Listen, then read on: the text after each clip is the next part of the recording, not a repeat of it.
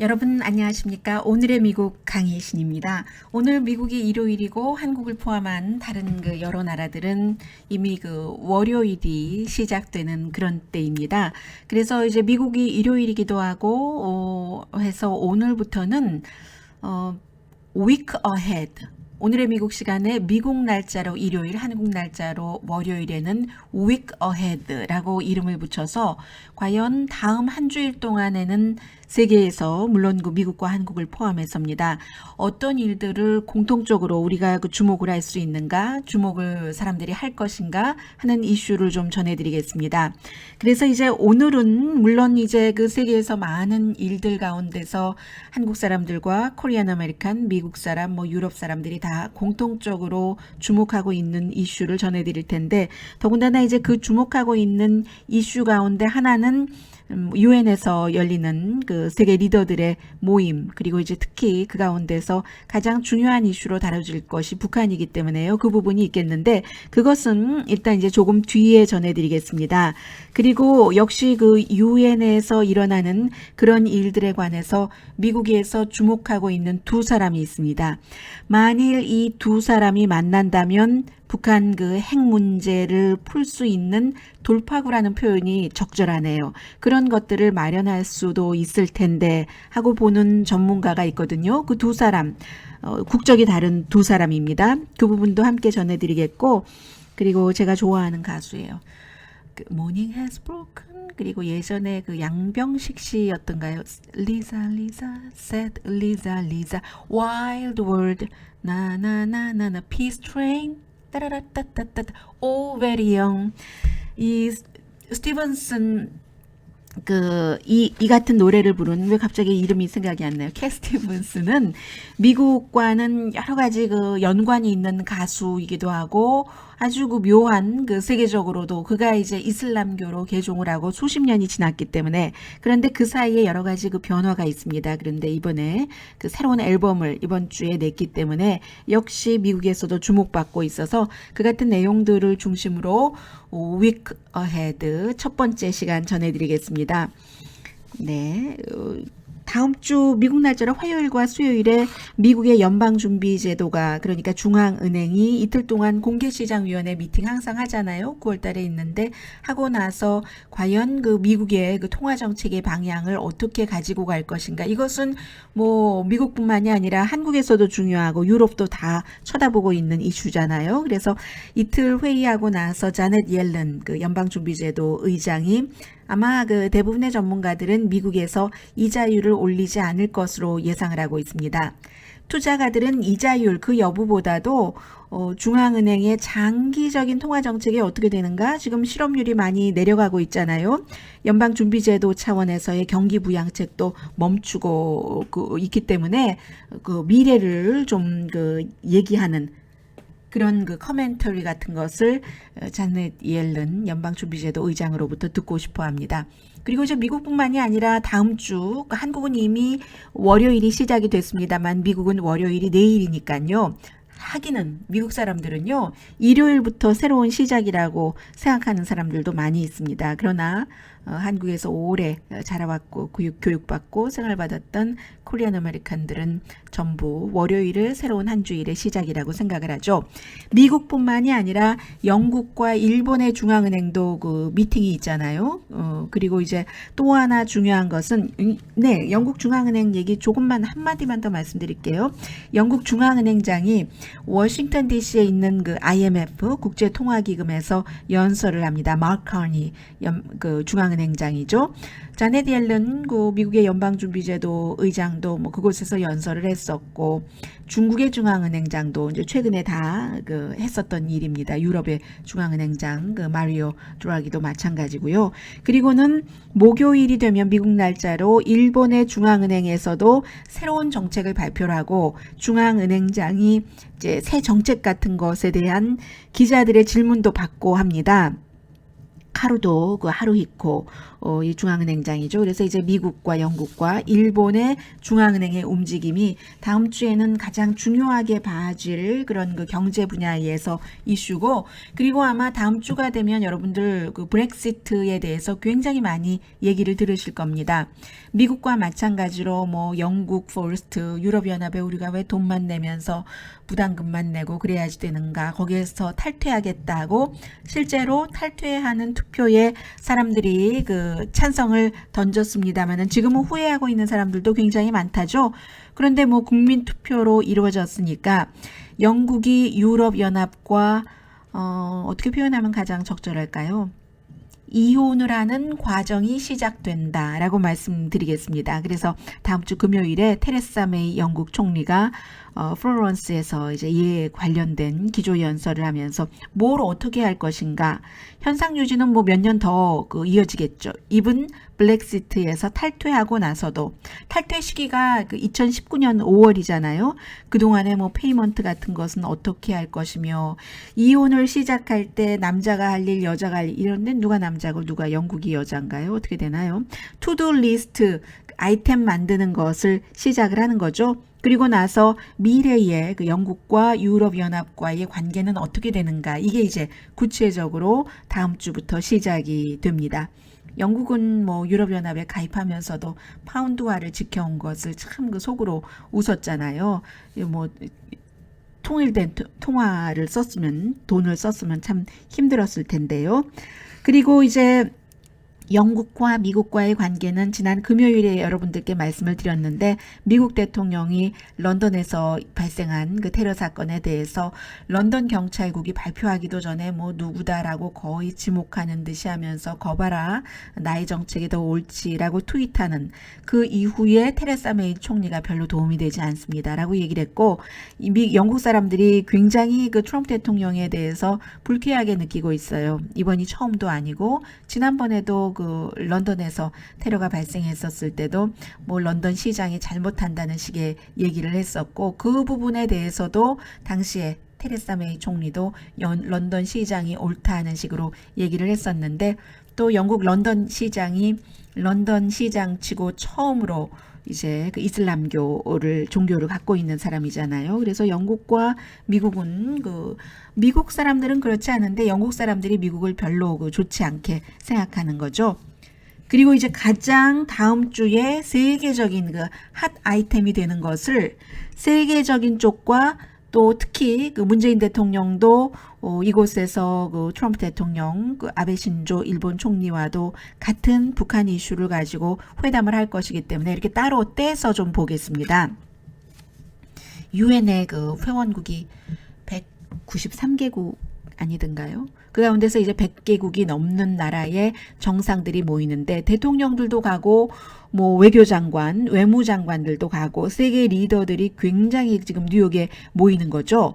공통적인 이슈는 물론 북한이 있고요. 그리고 지금 많이 그 관심이 있으시는 분들은 관심을 쏟고 계시겠습니다만은, 저는 지금 미얀마 사태를 보면서 미국의 이제 서류미 비자와도 참 연관이 된다는 느낌도 드는데, 노스코리아 다음으로 중요하게 유엔에서 다루어질 게 미얀마, 옛날 버마요. 미얀마에서의 그 한국에서는 로힝야족의 반군 이렇게 표현을 하던데, 미국에서는 그 로힝야 그 난민이라고 표현을 합니다.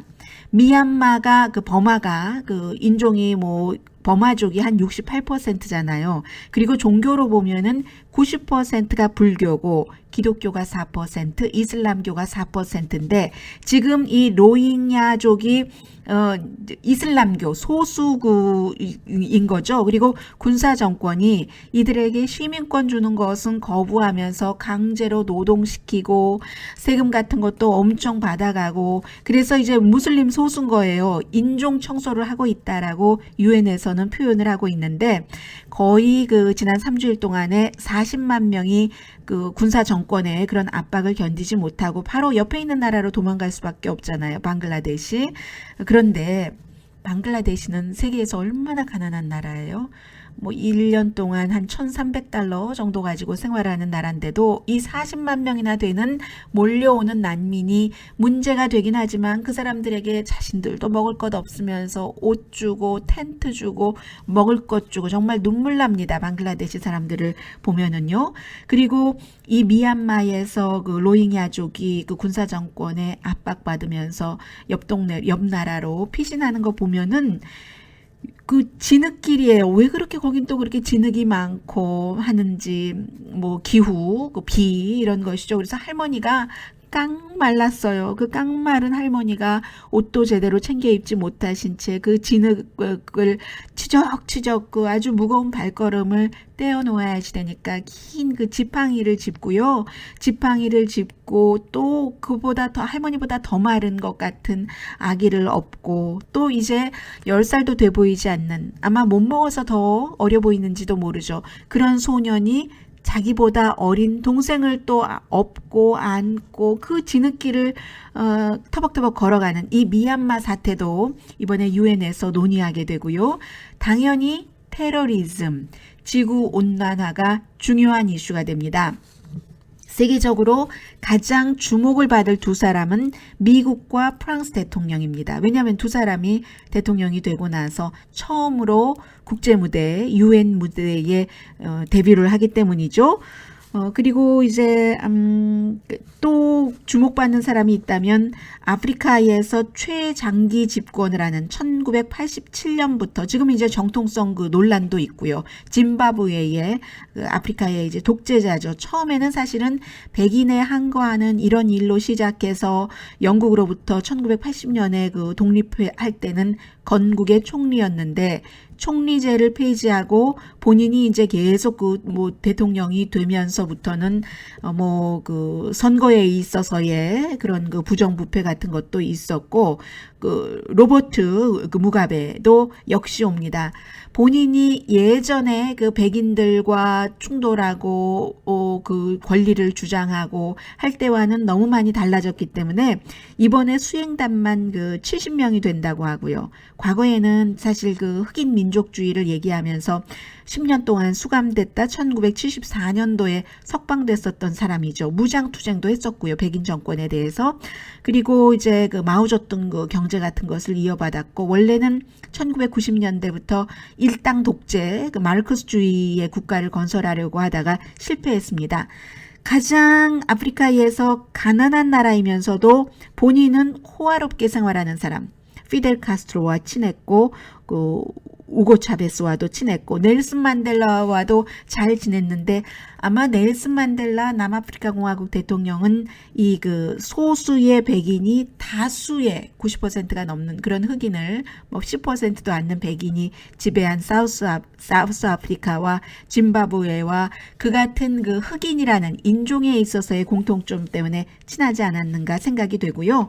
그리고 이제 중요한 것은 트럼프 대통령의 연설 그리고 트럼프 대통령과 누가 그 만나는가 그런 부분이 되는데 이것을 북한 문제와 조금 떨어뜨려서 여기까지 하고 마무리 짓죠. 이제 이 유엔 총회에서 지구 온난화에 대해서도 당연히 얘기가 많이 되겠죠. 그런데 지구 온난화 그 기후 변화에 대해서 지금 어제 오늘 사이에 월스트리트저널과 미국의 국무장관과 맥마스터 국가안보보좌관이 트럼프 대통령의 기후 변화, 파리 기후 조약에서 탈퇴한다는 입장에 대해서 서로 조금씩 다른 얘기를 하고 있거든요. 제일 먼저 월스트리트저널이 어제 아마 그 EU 관계자 유럽연합의 에너지 집행위원이 지금 캐나다에서 다른 회의하고 있는데요. 그 회의에서 미국 백악관 관계자가 얘기하기를 대통령이 파리 기후조약에서 탈퇴하지 않을 수도 있다는 얘기를 했다고 월스트리트저널과의 인터뷰에서 얘기를 했습니다. 그랬더니 백악관이 당장에 그것을 아니다. 그럴 일 없다라고 얘기를 했고 팍스도 백악관이 아니라고 하는 것에 포커스를 많이 뒀습니다. 입장 변화 없다는 얘기예요. 그런데 오늘 아침에 제가 그 CBS 방송에 그 Face the Nation 보니까 렉스 틸러슨 국무장관은 파리 기후 조약에 대해서 대통령이 지금 그 오픈해 놓고 있는 것 같다라고 얘기를 하고 그 뒤에 맥마스터 국가안보보좌관은 또 다른 그 시사 토크쇼에 출연을 해서 아니다. 대통령의 입장에는 변화가 없다. 파리 기후 조약 탈퇴를 한다. 하는데 맥메스터가 또 혼돈되는 말을 했어요. 그런데 대통령은 귀를 항상 열어놓고 있으니까 이 정도 한 것 보니까 아마 백악관에서 파리 기후 조약을 탈퇴하지 않을 수도 있는 뭔가 그 협상이 이루어진다면 그런 가능성도 있을 수도 있다는 생각이 들고요. 또 뭐가 있을까요? 테러리즘 관련 여러 가지 그 이벤트가 열릴 텐데 테러리스트가 인터넷 쓰는 것을 막기 위한 뭐 이런 회의도 열릴 것 같고 이란에 대해서 그리고 러시아는 항상 유엔 총회할 때 이슈잖아요. 이번에도 이번 주 그 수요일까지 러시아가 벨라루스에서 군사작전을 했는데 벨라루스에서 군사훈련을 했다는 것은 나토 국가들의 국경에서 했다. 그러니까 그 러시아의 어떠한 그 군사적인 그 침략 야욕이라고 할까요? 그런 것들을 보여줬기 때문에 이 문제도 당연히 조금 거론될 것 같고요. 그리고 이제 이 부분을 말씀을 드리겠습니다. 북한에 대한 트럼프 대통령의 어떤 연설과 제가 좀 전에 맨 앞에 말씀드렸던 과연 지금 유엔 총회를 통해서 미국인 한 사람 그리고 또 한 사람이 만난다면 그것이 왜 북한 핵 문제를 푸는 전환점 계기가 될 수 있는가 그 부분을 좀 말씀을 드리겠습니다. 네, 지금 한국 대통령이 미국에 와서 문재인 대통령은 뭐 중국과 러시아 대통령 주석과는 만나지 않는 것 같고요. 뭐 러시아 블라디미르 푸틴과는 얼마 전에 만났으니까는요. 그리고는 이제 금요일에 총회하는 금요일에 미국 날짜로 월요일, 화요일 시작이 돼서요. 그래서 금요일에 대통령이 기조연설을 하고 뭐 점심을 전후로 해서 한미일 정상회담을 열 텐데요. 트럼프 대통령은 과연 무슨 북한에 대해서 얘기를 할 수 있는가? 오늘 트럼프 대통령이 또 트윗을 했어요. 트윗을 했는데 트럼프 대통령이 누구죠? 김정은 국방위원장에게 이게 이제 어젯밤에 한국 날짜로는 어젯밤에 문재인 대통령과 서로 유엔에서 만나기 전에 전화 통화를 하면서 한 얘기인데 트럼프 대통령이 별명을 붙였어요. 별명을 뭐라고 붙였냐면 로켓맨. 김정은 국방위원장에게요. 왜냐하면 자꾸만 미사일 실험을 하니까 로켓맨이라고 한 거죠. 그래서 트위터 보니까 문재인 대통령과 어젯밤에 전화를 했는데 미국 날짜로 보니까는요. 로켓맨이 어떻게 하고 있는가 본인이 문재인 대통령에게 물었었고 북한은 보면은 가솔린 사려고 줄 서는 사람이 길게 늘어섰다. Too bad. 뭐 이런 표현을 하고 있습니다. 화요일에 트럼프 대통령은 연설을 할 텐데요. 그런데 과연 북한에 대해서 어떠한 지금까지의 입장과 또 입장을 반복할 것인가 바꿀 것인가 뭐 할 말을 다 해봤었기 때문에 새롭게 할 말은 별로 없어 보이는데 그래도 트럼프 대통령이 어떠한 얘기를 할 것인가 이것이 굉장히 지금 중요하게 받아들여지고 있고요. 그리고 과연 지금 일본, 미국, 한국과의 정상회담은 북한 문제에 관해서 예정이 돼 있는데 미국 대통령과 트럼프 대통령이 문재인 대통령이 만날 것인가 한국에서는 추진하고 있다고는 하는데 미국에서는 아직 거기에 대해서 전해진 바는 없고요. 어제 뭐 전화 통화를 했으니까 전화 통화하는 걸로 안 만난다는 것인가 그건 아무튼 잘 모르겠습니다. 그리고 이제 두 사람에 대해서 말씀을 드리겠습니다. 이 두 사람은 한 사람은 미국의 렉스 틸러슨 국무장관이고 또 한 사람은 북한 외무상 리용호입니다. 이 리용호라는 사람이 여러분들 기억나세요? 얼마 전에 마닐라에서 아시안 포럼이 열렸을 때 강경화 외무장관이 저녁 만찬 갈라에서 잠깐 그에게 다가가서 만났다고 하잖아요. 한 몇 분 정도. 그때 렉스 틸러슨 국무장관은 참석하지 않고 국무부에서 다른 사람을 그 자리에 대신 보냈습니다. 이게 그 당시에는 저는 어떻게 짐작을 했었냐면요. 렉스 틸러슨 국무장관이 참 사람 만나는 것이라든가 그런 것을 좋아하지 않아서 만찬을 참석하지 않은 것인가 아니면 다른 이유가 있는가라고 half-half로 생각을 했었는데 이제 보니까 오히려 그 북한의 그 외무상을 만날 준비가 잠깐이라도 돼 있지 않는 것도 이유가 아닐까 하는 생각도 들고요. 우선 이 리 용호라는 북한 외무상에 대해서 좀 말씀을 드리겠습니다. 비교적 젊은 편이에요. 그 외교 관계를 한 30년 정도, 물론 그 전에 군에 그 몸을 담았었고요. 했었는데 1956년생이고 2016년부터 북한 외무상, 그러니까 뭐 외무장관인 거죠. 전에 그 외무부상도 했고요. 조선 그 노동당 중앙위원회 정치국 후보위원이고, 그리고 김정일 국방위원장이 숨졌을 때 국가장의위원회 위원이었습니다. 위원장은 아니었지만. 육자 회담을 이끌었었던 인물이기 때문에 굉장히 그 중요한 사람인데, 또 하나 중요한 것은 이 사람이 그 평양 외국어대학교를 나왔는데 전공이 영어예요. 영어를 굉장히 잘하죠. 그래서 만일 어떤 형태로든 리 용호와 미국의 렉스 틸러슨 외무장관이 만난다면은 굉장히 중요한 전환점이 될 것이다. 이게 누가 하는 말이냐면 조엘 위트라고 그 북한 그 블로그도 하고 있고요. 38노트를 만들었죠. 다른 사람과 함께 존스 홉킨스 대학교의 한미연구소의 그 뭐 소장경이기도 하고 존스 홉킨스 대학교 뭐 선임연구원 이렇게 표현들을 한국에서는 하고 계시던데요. 이 조엘 위트도 어떤 사람이냐면 1995년부터 2001년까지 북한 문제에 관해서 미국에서 코디네이터를 했던 사람입니다. 그리고 15년 동안 국무부에서 무기, 비핵 확산 이슈를 담당을 했기 때문에 북한 문제에 대해서 미국 사람 가운데선 가장 많이 알고 있다고도 하는 사람인데, 이 사람이 리 용호를 여러 번 만나본 겁니다. 그 본인의 판단으로 이 리 용호 외무상과 렉스 틸러슨 국무장관이 만난다면 돌파구가 마련될 수 있다고 보는 것인데, 본인이 리 용호를 처음 만난 건 20년 전 클린턴 행정부에서 북한과 협상할 때였고, 그리고 리 용호가 영국 대사로 있었을 때 저도 이 내용 보도한 거 기억납니다마는 유럽이 북한 인권에 대해서 마구 비난할 때 얼마나 그 북한을 철저히 그 방어를 하던지, 그때도 이제 이 사람을 만났는데, 이 리 용호라는 북한 외무상은 전형적인 공산주의 관료가 아니라고 설명을 합니다. 아주 그 인상적이었고 외교 기술 같은 것이요. 그리고 스마트하고 사력 있고 사람이 그 분명하다는 얘기예요.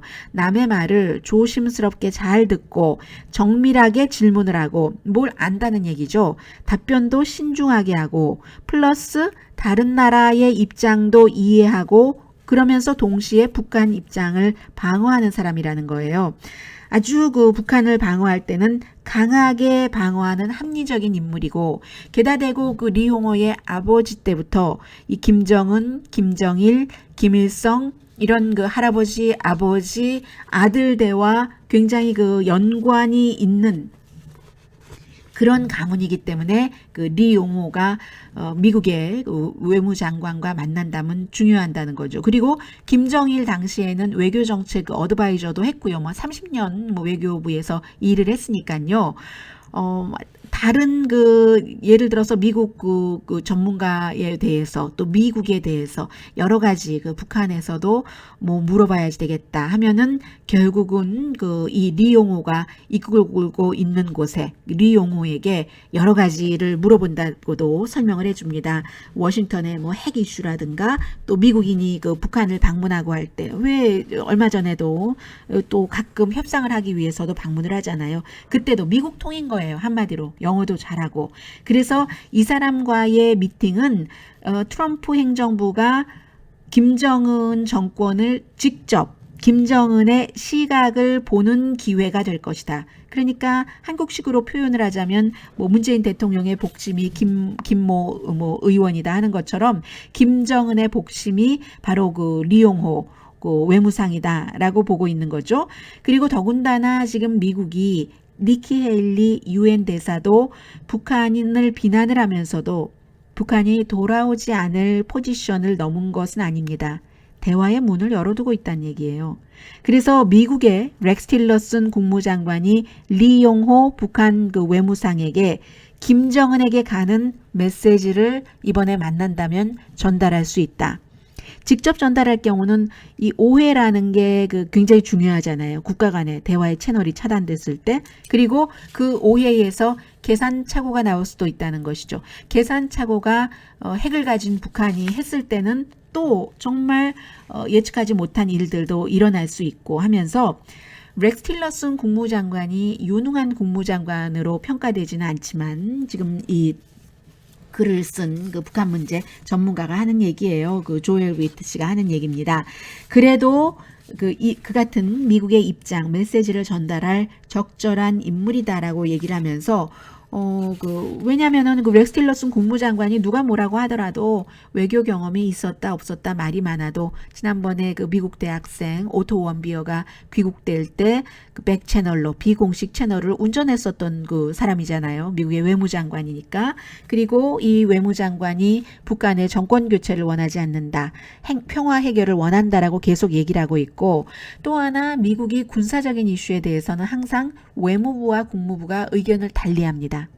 외무부가 대화로 풀자고 하고 국방부는 무력을 쓰자고 하고 원래 좋은 거 막 갖고 있으면 뭐 쓰고 싶고 하잖아요. 그런데 이번에 미국의 국방장관과 국무장관은 트럼프 대통령이 이랬다 저랬다 하는 사이에 국방장관도 제임스 마티스 국방장관도 뭐 강한 얘기도 해요. 필요하면 군사력 쓰겠다. 우리 다 준비됐다. 당연한 얘기입니다. 그런데 결국은 이 국방장관도 외무장관과 마찬가지로 외교적인 것을 현재 강조하고 있고요. 해서 렉스 틸러슨이 지난번에 아세안 그 포럼에서는 만나지 못했지만 이번 유엔에서 이 리용호 외무상을 만나고 미팅이 성공한다면 쉽지는 않지만 지금과 같은 긴장은 줄일 수 있는 정도의 새로운 시작이 될 것이라고 얘기를 합니다.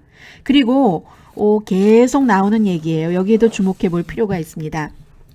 북한이 여기까지 핵이 왔기는 왔지만 그 마지막 한 점, 그 활용 첨점을 찍기 직전이라고 한다면 한미 군사훈련 스케일을 줄인다던가 그런 것을 통해서라도 북한 핵 개발을 여기서 중지시킬 수 있는 가능성도 있다고 봅니다.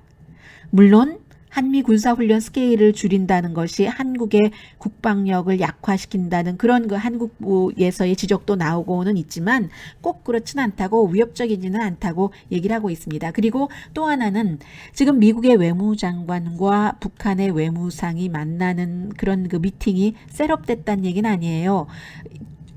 최선을 다해서 해야 된다는 거죠. 지난번에는 그 강경화 장관이 그 리용호에게 다가갔다는 얘기 아니에요? 다가가서 뭐 베를린 구상 같은 거 나왔으니까 어떻게 생각하세요? 우리가 대화하자고 하는데 왜 답변 안 하십니까? 답변 줬으면 좋겠습니다. 이렇게 다가가서 얘기를 했는데 이번에는 어떤 형태로도 미팅이 이제 셋업되면 좋은 것이고 셋업되지 않았다면 시도라도 해야지 된다는 얘기입니다.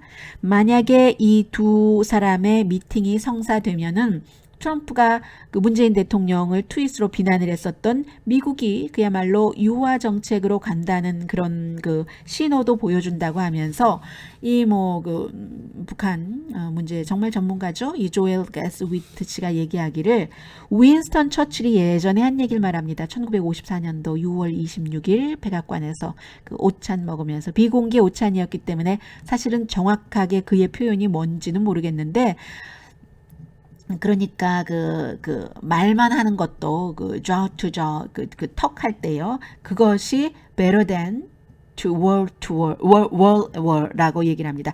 전쟁을 보다는 그 말이라도 말로써 끝나더라도 성과가 별로 없어도 전쟁하는 것보다는 낫다는 얘기도 하고 있고요. 또 이자크 라빈 전 이스라엘 총리가 그 오슬로 평화조약을 시작할 때도 이런 말을 했었잖아요. 협상은 친구와 하는 게 아니라 적과 하는 거다. 그게 협상이다. 이런 얘기를 하면서 만약에 클린턴이 2000년도에 북한을 방문했다면 그때 뭐 모니카 루빈스키 스캔들 같은 것 없고 중동 문제 막 이게 나오지 않고 해서 정말 그 북한 문제를 맨 앞에 두고 방문했었다면 북한이 여기까지 이 그 핵 바로 이 순간까지 왔을까? 만일 2007년도 부시 대통령 아래 콘돌리자 라이스 국무장관이 뉴욕 필하모닉 오케스트라가 평양에 가서 연주했잖아요. 그때 코리안 아메리칸도 몇 명 있었잖아요. 바이올린 제1주자도 코리안 아메리칸 아니었어요. 그랬는데 그때 콘돌리자 라이스가 평양에서 그 뉴욕의 그 필하모닉 오케스트라의 연주를 감상한 뒤에 김정일을 만났었다면 어땠을까? 그래도 여기까지 왔을까? 2009년도 버락 오바마 대통령이 북한이 두 번째 핵 테스트를 했을 때 첫 번째가 2006년이었잖아요. 그때 핵 테스트를 또 했다 해서 이제부터는 전략적 인내다. 이걸 쓰지 않았다면 어떻게 됐을까? 그러니까 이제 뭐 소용없는 얘기를 해보기는 해보는데 과연 뭔가를 했었다면 이만큼은 그 핵개발이 오지 않지 않았을까 하는 것을 아쉬워하는 거죠. 그래서 렉스 틸러슨과 이제 그 리용호가 22일 미국 날짜로는 금요일이에요. 외무장관들 그 미팅이 그날 잡혀 있잖아요. 그래서 이 두 사람이 만약에 만난다면 그야말로 북한 이런 이슈에 있어서 어떤 그 새로움을 만들 수 있다는 거 이 글 그 잡지 그 애틀란틱에 실렸습니다. 네. 그리고 조금 더 붙여볼까요? 예, 그리고 이번에 또 다른 이슈들도 있기는 있어요. 이란에 대해서 어떻게 할 것인가? 또 트럼프 대통령은 유엔에 대해서 그 자금을 줄인다고 계속 얘기를 하고 있잖아요. 미국이 가장 많이 내고 있는데 또 뭐가 있나요? 그런 그 트럼프 대통령과 그 안토니오 구테르스 그 유엔 사무총장과도 그 대화를 하고 문재인 대통령도 유엔 사무총장과 대화하고 특히 이제 미국 대통령과 유엔 사무총장이 대화를 할 때는 유엔 개혁에 대해서 많이 얘기하겠죠. 그런데 유엔 개혁이 쉽지가 않아요. 뭐 그 러시아의 유엔 대사가 유엔 개혁을 하는 이런 것도 이번에 의논이 되는데 서명할지 모르죠. 왜냐하면 유엔 개혁도 일부 국가가 주도하는 해서는 안 된다. 이게 이제 그 러시아의 입장이에요. 항상 그 미국을 그 생각을 하는 거죠. 그리고 또 평화유지군에 관한 그런 그 회의도 있네요. 1년에 거의 뭐 80억 달러 지원금이, 그러니까 예산이 드는데 미국이 그 예산의 28%를 맡고 있잖아요. 그리고 유엔 사무총장 오늘날 세계가 처한 최대 위기가 북한이다. 가장 조심스럽게 그 지켜봐야 된다라고 얘기를 했고, 네, 이 정도가 이제 유엔 다음 주에 있을 정말 그야말로 week ahead에 있을 일입니다. 물론 이런 것 빼고도 미국에서 뭐 오늘 당장 저녁에 텔레비전의 오스카상이라고 하는 에미상 그 수상식이 있는데 에미상 수상식이 과연 여기서도 얼마나 그 대통령에 대한 그 풍자 같은 것이 나올까 하는 얘기 있고요. 다음 주에도 역시 미국에서 러시아 스캔들이 계속 이어질 겁니다. 2016년도에 미국의 대선에 러시아가 어떻게 개입을 했는가.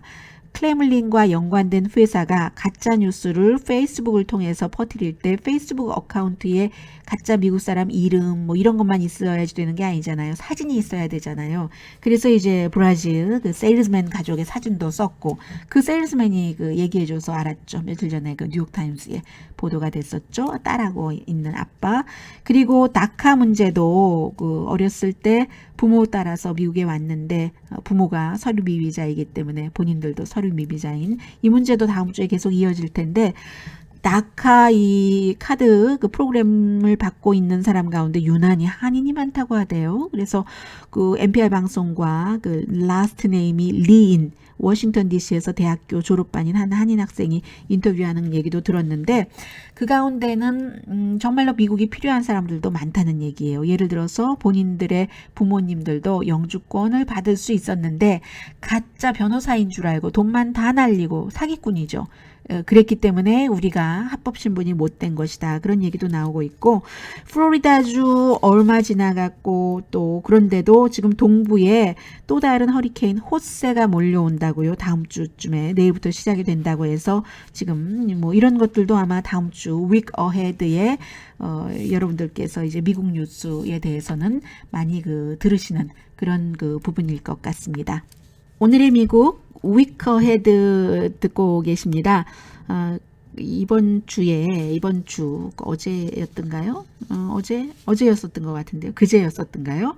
영국 가수 그 캣 스티븐스가 이제 그 음반을 발표를 하고 그리고 이제 미국 스케줄도 잡혀 있어요. 저는 지난해 로스앤젤레스에서 공연했는데 못 가봤는데요. 캣 스티븐스가 Oh very young, morning has broken. morning has broken은 사실은 그 미국 학교에서 그 들려주기도 하는 찬송가죠. 그 가사 보면은 그렇잖아요. 일종의 그 찬송가인데 그렇게 노래를 불렀었던 사람이 원래 캣 스티븐스가 어렸을 때 아주 어렸을 때도 아니고 20살 때라고 하던가요. 언젠가 아무튼 다쳐서 21살 때군요. 폐결핵에 걸려서 죽음에 대한 두려움이 굉장히 많았대요. 그래서 그때부터의 한동안의 그의 노래가 죽음과 그 너머에 관한 그런 것이 본인은 그런 사색의 감정이 많이 담겨 있었다라고 얘기를 하는데 지금은 이 사람이 이름을 3번 바꿉니다. 캣 스티븐스에서 1977년도에 이슬람교로 종교를 바꾸면서 유서프 이슬람이라고 바꿨고 그리고 몇 년 전에 이슬람은 뺀 것 같아요. 유서프하고 그렇죠. 유서프 캣 스티븐스라고 다시 예전 이름을 붙였거든요. 그런 것들이 음악에도 그대로 적용이 되는데 미국 사람들도 캣 스티븐스를 너무 좋아했었던 거예요. 과거에. 그래서 이번에 새로운 음반이 나오자 굉장히 많이 리뷰를 하고 기다리고 하는데 지금은 69세이고 2004년도에 미국 입국이 금지됐었잖아요. 이 사람이 내슈빌에 오려고 했었는데 연방 테러리스트 이름에 들어가 있는 겁니다. 이 사람 이름이 테러리스트 이름과 비슷해서 캣 스티븐스인데요. 그래서 나중에 영국에서도 그런 일들이 있고 해서 법적인 소송을 하고 배상을 받아서 그 돈을 어떤 자선 단체에 기부를 하고 했었죠. 몇 년 전에 이번 주에 보면은 미국에서 잡지 뉴요커라든가 워낙에 예술 쪽에 강하니까요. 미국의 로스앤젤레스 타임즈 롤링스톤을 말씀 안 드렸어요. 모든 곳에서 다 캣 스티븐스의 새로운 음반을 리뷰를 하고 하는데 그 음반 자체보다는 캣 스티븐스의 인생을 좋아하는 것 같아요. 사람들이. 그리고 예전의 노래를 좋아하는 거죠. 몇 년 전에 보스턴에서 66세 때 연주를 했었을 때 정말로 겸손했대요. 뉴요커에 글 쓴 사람이 그러는데 정말 순진하고 어린이 같은 그런 감정이 드러나서 관객들이 발을 동동 구르고 그 이상의 이런 것을 했는데 팝 뮤직을 떠나고 나서 오랜만에 있었던 그런 오랜만에 본 공연이기 때문이기도 하지만 지금은 이제 이슬람교 어린이들을 위한 학교를 운영하고 있잖아요. 처음에 하나 했다가 2개, 3개 이렇게 늘어나고 알라에 대해서 가르치고 이슬람교의 대변인이라고도 할 수 있고요. 그래서 이제 이슬람교에서는 미국의 예를 들어 마돈나 이런 가수 하면은 정말 더럽다고 취급도 안 하잖아요. 그래서 원래 처음에 캣 스티븐스가 이슬람교 이제 성직자들에게 물어봤는데 음악 활동은 해도 된다. 다만 그런 야비하고 더러운 음악을 안 하면 된다 하는데도 안 했었다가 기타도 다 팔았잖아요. 팔아서 경매 붙여서 다 자선단체에 기부하고 했는데 나중에 이 사람의 유전자는 음악인 거죠. 다시 음악을 하게 되는 겁니다. 그래서 이슬람에 관한 그런 음악들도 많이 만들어냈고 그러나 이제 중간에 따라라라 나나라 나나나나나 따다따따따따따 피스 트레인 이런 노래는 또 부르기도 했고요. 아주 육중한 음성으로. 그리고는 2006년도에 다시 팝으로 돌아왔습니다. On Other Cup이라는 그런 상업적인 음반을 28년 만에 처음으로 만들었고 기타를 다시 들고 지난 몇 년 전에 버스턴에서 연주할 때도 가죽 잠바 입고 선글라스 꼈는데 그게 요즘의 가죽 잠바가 아니더래요. 예전에 입었었던 그런 것인가 봐요. 그래서 사람들이 캣 스티븐스 시절에 The Wind Peace Train 또 문섀도우 미국 사람들이 굉장히 좋아하죠. 문섀도우는 뮤지컬로도 뮤지컬 이게 뮤지컬이죠. 문섀도우 자체가 또 뮤지컬로 돼서 배우가 오래된 캣 스티븐스의 노래를 다시 부르기도 했었고요. 호주에서 아주 인기가 있었다고 하던데요. 그래서 미국의 많은 사람들이 이렇게 캣 스티븐스에 대해서 이번 주 다음 주까지도 계속 얘기할 겁니다. 저도 이 사람 워싱턴주에서 가장 빠른 연주가 있던데 9월 23일인가 그래서 제가 아무리 캣 스티븐스를 과거에 좋아했다지만 가기 힘들 것 같기도 하고요. 그런데 그의 음악을 너무나 좋아했었기 때문에 사람들이 계속 한 사람의 영혼이 원래의 그런 아팠다가 딥한 음악을 만들어내고 예전에는 로맨틱한 거 맞아요. Sad 리자 하는 것도 양병실 씨가 한국말로 할 땐 가로수마저 잠드는 이 밤에 그녀가 나를 찾아와 고요한 내 가슴에 안겨 흐느끼며 울었다네 리자 리자 셋 리자 리자. 그 현이 정말 너무 아름답잖아요. 이 사람의 영혼이 변화하고 달라지고 그래서 별로였던 사람도 있고, 그러나 그 초창기의 뮤직의 진이 다시 그 유전자가 다시 살아와서 오래된 그 영웅을 보려고 보스턴에 갔었던 사람, 이번에 다시 이제 그 음반을 내고 했습니다. 그런데 이번에 그 노래가요, The Laughing 애플, 웃는 사과예요. 웃는 사과 하니까 저는 아낌없이 주는 나무가 생각이 나는데, 예전에 그런 노래가 있었잖아요. 아마 이것을 다시 한 것 같기도 하고요. 그래서 아주 천천히 너에게 한 나무의 스토리를 얘기를 해줄게. 사과나무야. 한때 어떤 여름의 가든에서 이 작은 애플트리가 살고 있었는데, 앤디맨, 그 남자가 애플트리를 갖고 있는 애플트리 주인이 이제 막 사과를 따려고 한 참이었어. 뭐 이런 그 노래예요. 이 노래 이제 음악 생활 50주년을 맞아서 이 캣 스티븐스가 새로 낸 그 이제는 유섭 캣 스티븐스에서 유섭 이슬람에서 이제는 유섭 캣 스티븐스로 이렇게 바뀌어지는 그런 것들. 아마 다음 주에 미국의 팝계, 음악계에서는 굉장히 많이 얘기가 될 것 같아요. 저는 이제부터 오늘 일요일이기 때문에 캣 스티븐스의 Sad Riza Riza부터 시작을 해서 많은 노래를 좀 들어보려고 합니다. 자, 오늘 일단 처음 시작을 했으니까는요, 오늘의 미국 일요일에 보내드리는 Week Review 여기서 끝내겠습니다. 내일은 미국 날짜로 월요일, 한국 날짜로 화요일, 오늘의 미국 정규 시간에 이제 중요한 뉴스들 여러분들 내일 다시 만나 뵙겠습니다. 오늘의 미국 Week Ahead 강혜신이었습니다.